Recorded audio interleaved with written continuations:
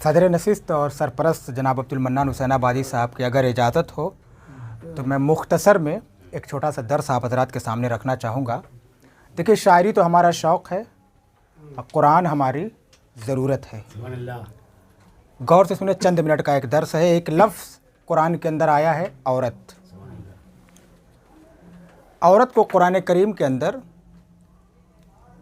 बीवी के नाम से भी याद किया गया है, और जहाँ बीवी के नाम से याद किया गया है, तीन तरह से उसको इस्तेमाल किया गया है।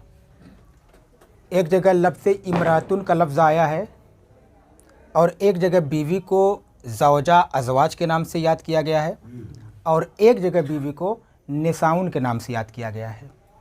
तीनों जगह औरत को बीवी की शक्ल में अल्लाह तबारक ताला ने कुरान के अंदर ज़िक्र किया है। जैसे अल्लाह के नबी सल्लल्लाहु अलैहि वसल्लम से अल्लाह ताला ने कुरान के अंदर फरमाया, या अय्युहन नबी कुल्ले अज़वाजिक व बनातिक व निसाइल मोमिनीन युदनीन अलैहिन्न मिन जलाबी बिहिन्न।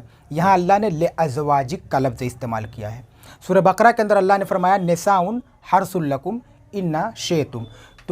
मतलब यहाँ अल्लाह ने औरत को निसाउन लफ्ज़ से इस्तेमाल किया है, लफ्ज़ कहा है। और एक जगह अल्लाह ने जहाँ फ़िरौन और हज़रत आसिया अलैहिस्सलाम का ज़िक्र किया है, उनकी बीवी थी, वहाँ अल्लाह ने वजा इमराअतुन फ़िरौन इस तरह से लफ्ज़ का इस्तेमाल किया है।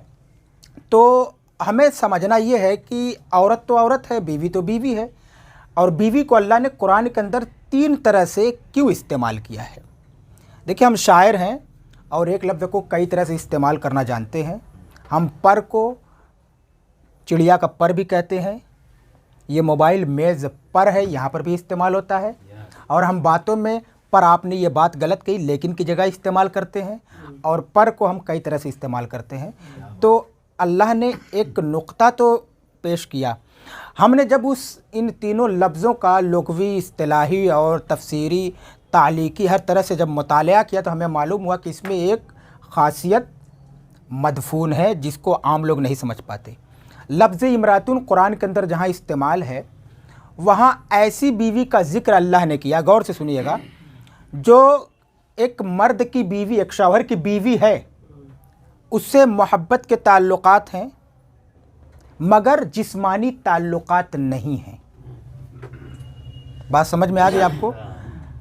फ़िरौन के साथ हज़रत आसिया अलैहिस्सलाम की शादी हुई थी मगर उनसे इनका जिस्मानी ताल्लुक़ नहीं था। तो अल्लाह ने ऐसी औरत को, ऐसी बीवी को इमरातुन लफ्ज़ से इस्तेमाल किया है।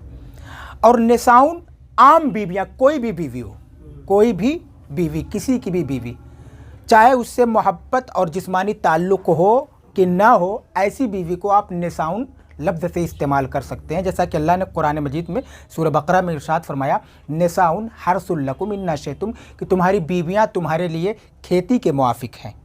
तो किसी भी मर्द की, किसी भी शौहर की बीवी, तो कोई भी बीवी चाहे उससे मोहब्बत और जिस्मानी ताल्लुक़ हो कि ना हो, उसको निसाउन लफ्ज़ से इस्तेमाल किया गया।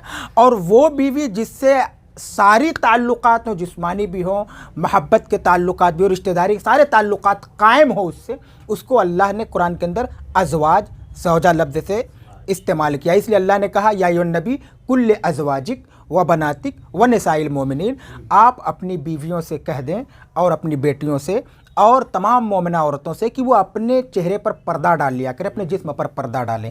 तो ये एक लफ्ज़ बीवी का था जिसको अल्लाह ने कुरान मजीद में तीन तरह से इस्तेमाल किया।